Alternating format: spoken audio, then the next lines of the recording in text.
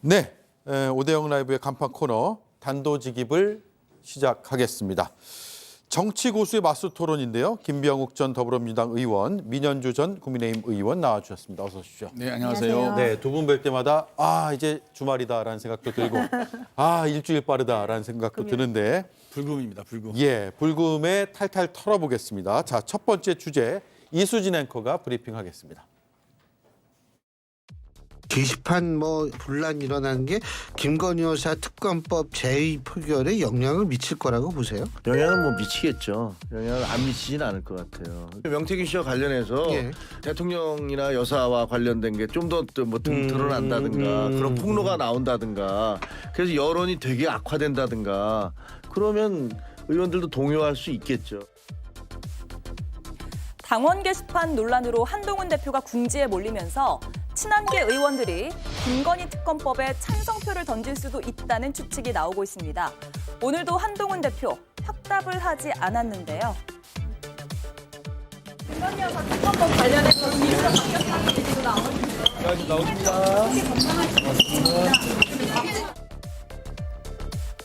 과연 이 윤한 갈등이 김건희 특검법에 물꼬를 틀 수 있을까요? 가능성이 없는 말처럼 들리다가도 이 말을 들으면 생각이 좀 달라집니다. 한동훈 대표하고 윤석열 대통령의 면담이 굉장히 이상한 형태로 끝난 뒤에 예. 그때도 친한계 의원들은 부글부글했었어요. 그래서 실제로 저한테 와서 예, 협상도 좀 해라, 걸어와라. 우리가 나설 수는 없지 않냐. 이런 얘기들 했었어요. 정말요? 한 대표가 김건희 특검법을 정말 수용할 수 있을지 관심이 모아집니다. 네, 참 이 주제는 이런 생각이 들어요. 특검이 필요하면 하는 것이고 아니면 안 하는 것이고 입장을 그렇게 정하면 되는 것인데 윤한 갈등의 돌파구로 특검을 활용하는 거 아니냐라는 이야기 나온 것 자체가 좀 씁쓸하거든요. 왜냐하면 국민들은 특검이 필요하다는 목소리가 더 많고요. 다수의 요구이기 때문에 하지만 친한계 쪽에서 그 목소리를 내고 있기 때문에 따져는 보겠습니다. OX 바로 드릴게요. 친한계 특검 수용 결국 현실화 될 것이다. O. 아니다. X. OX 갈렸습니다. 먼저 네. O 듣겠습니다. 네, 최근 사정이 좀 많이 바뀌는 것 같습니다. 일단은 첫 번째는 김건희 특검에 대한 요구가 그대로다. 원래 좀 시간이 지나면 좀 내려앉지 않습니까? 네. 근데 여전히 여론조사를 해보면 65, 어떤 70%까지 김건희 특검은 반드시 필요하다. 이런 여론조사가 나오고 있고요. 그다음에 윤한 갈등이 조금 잠재워지는 것 같지만 본질적으로는 계속 잠재가 돼 있고 용광로처럼 끓을 가능성이 여전히 높다는 거죠. 네. 그리고 최근에 당원 게시판을 통해서 저희는 사실대로 진실은 잘 모르겠습니다만은 어찌됐든 친한계에서는 친윤계의 고도의 정치적 작전을 보고 있는 거 아니겠습니까? 그리고 이제 명태균 게이트에 드러나는 리스트의 면면을 보면은 사실은 김건희 특검을 받았을 때의 약간의 이 부수적인 부정적 효과는 그 명태균 건이 김건희 특검에 들어가 있거든요. 네. 김건희 특검이 조사하면서 이 조사의 내용이 어느 국회의원들에게 불똥이 튈 거냐 이게 상당히 중요한 건데 그 불똥이 대부분은 친윤계 튈 것 같아요. 현재 거론되는 리스트를 보면 그렇게 본다면은 한동훈이나 친한계 입장에서는 정치는 명분 아니겠습니까?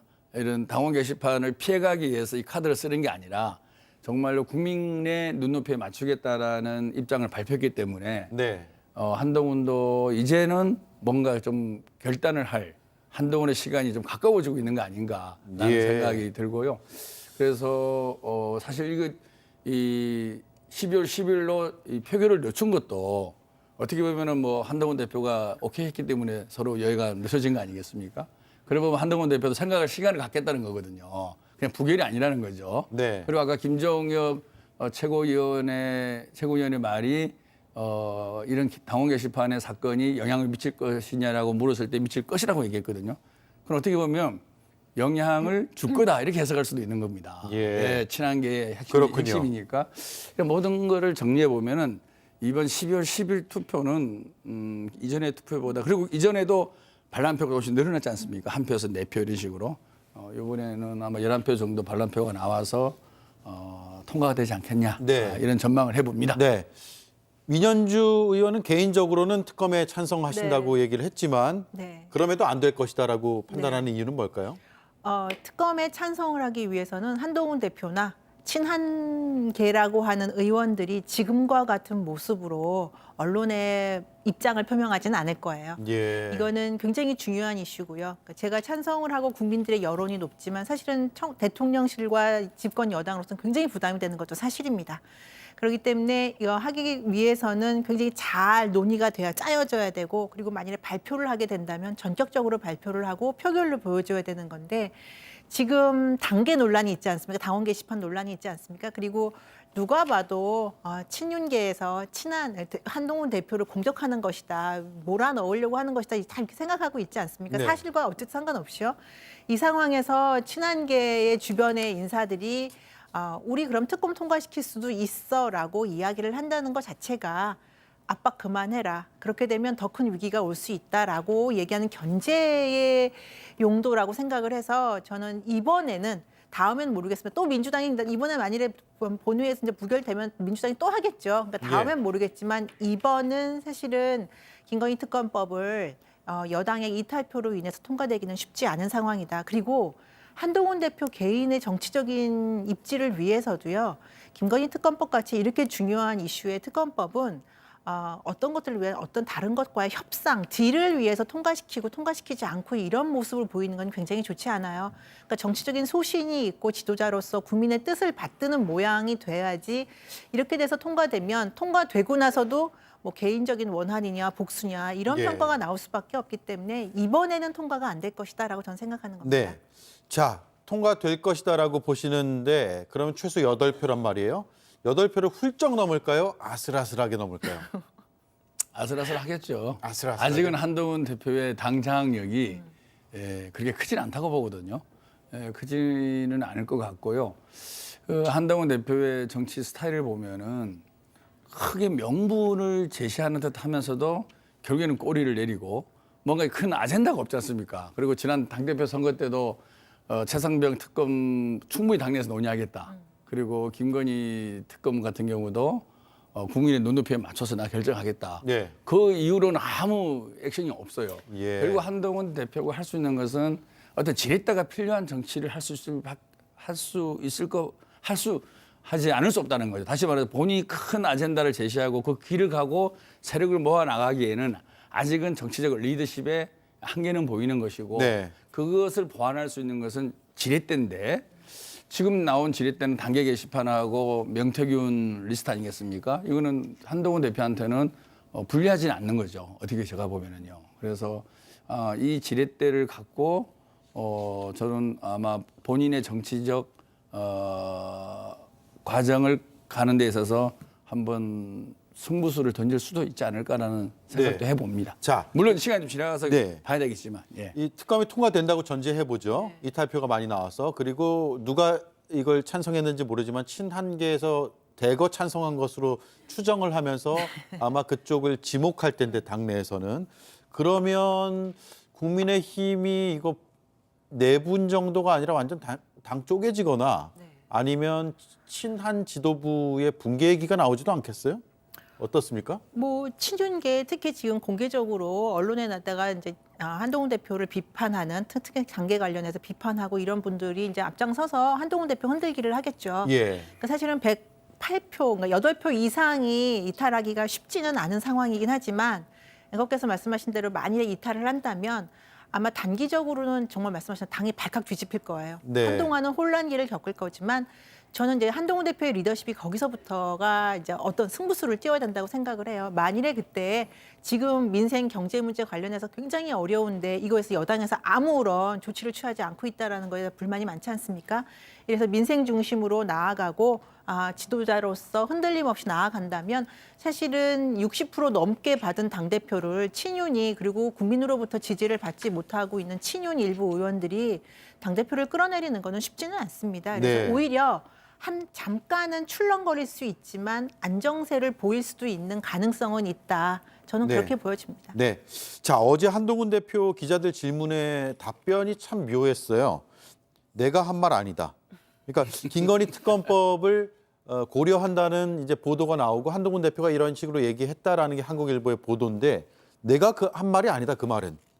그러니까 그 말이 존재하느냐 안 하느냐가 아니라 내가 한 말이 아니다라고 얘기했어요. 일단 여기서 OX를 하나 드리겠습니다. 한동훈 대표가 본인의 생각을 측근의 입으로 말하고 있다. O 아니다 X. 자, 네 설명이 필요 없겠네요. 왜 직접 말하지 않을까요? 아직은 마음의 준비를 확실히 하지는 않는 것 같아요. 예. 그러니까 내가 한 말이 아니다. 그러니까 그 말의 뜻은 동의하는데 내 입으로는 안 했다. 이렇게 해석하는 게 맞지 않나요? 그러니까 예, 아니 기존에 이제 특검에 대해서는 충분히 나의 입장을 밝혔고. 말씀드렸다. 음. 근데 그건 내 입으로 얘기한 거 아니다. 예. 였는데 그 지금 김병우 의원 말씀하시는 그런 묘한 해석들이 나오는 거예요. 네, 그래서 저는 아까 이번에는 12월 10일에는 통과될 가능성도 높다고 말씀드렸는데요. 예. 사실 이제 정치라는 게 본인이 명분 있는 큰 메시지를 던질 때는 사실 좀 군부를 떼지 않습니까? 그럼 뭐 다 그렇게 하는 건데 아까 말한 김종규 최고라든지 등등 신지호 뭐 부총장이라든지 이런 분들이 아마 군부를 뗄 거예요. 떼면서 결국에는 이게 뭐 단계로 시작된 거지만은 명분을 만들겠죠. 국민과 함께하는 정치, 국민과 눈높이에 맞추겠다. 그리고 나는 뭐 윤석열 대통령과도 옳은 소리 하겠다. 네. 자기 나름대로의 그림을 그려가겠죠. 그런 과정에서 그게 100%는 저도 장담 못합니다. 그런 그림을 그려가는 과정에서 얼마나 또 세를 모으고 또 본인의 그 이후에 행보에 대해서도 스케줄을 잘 짜고 있는지 이런 것을 점검하고 언젠가는 자기 정리된 메시지를 던지지 아까 우리 민현주 의원님처럼 그냥 이렇게 쉽게 가길표는 던지지 않으려고 봐요. 네. 그 전에 뭔가 큰 결심을 한다 그러면 그런 것들을 국민들에게 얘기를 하겠죠. 근데 아직까지는 저도 그게 100%라고는 얘기는 안 하는데 그 가능성은 과거보다는 상당히 커졌다. 커져가고 있는 것은 분명하고 측근들의 얘기를 들어보면 뭐 그런 가능성이 높다. 네. 말씀드리고 싶습니다. 네. 친윤계에 던지는 이제 한마디로 견제구죠. 네, 한번 이제 위협을 하는 거죠. 당원 게시판 갖고 한동훈 대표를 너무 흔드니까 말도 안 되게 막 흔든다는 판단을 한 것 같아요. 그래서 친윤계를 향한 한 번의 경고를 한 메시지를 주고 그리고 여론도 한번 살펴보고 보통 이렇게 대표급들이 되면 메시지를 아주 그러니까 결정적으로 낼 때 아니고는 한 번씩 이렇게 리스크 헤지라고 하나요? 네. 한번 측근들을 통해서 슬쩍 한번 떠보기도 해요. 예. 대변인들을 통해서 흘려보기도 하고. 그래서 이제 아까 한동훈 대표가 말한 대로 내가 한 말은 아니다라는 건 말이 있었다는 거잖아요. 네. 그래서 뭐 어느 정도 다 계획을 하고 누군가 언론에 나가서 발표를 하는지 그렇게까지 짰는지는 모르겠지만 어쨌든 여론을 한번 알아보고 친윤계에 대한 확실한 경고 메시지를 보내기 위한 거다라고 생각이 듭니다. 경고와 또 여론을 한번 네. 살펴보는 여러 목적이 숨어 있다. 이 말씀으로 들리네요. 알겠습니다. 이 이슈는 여기까지 하고요.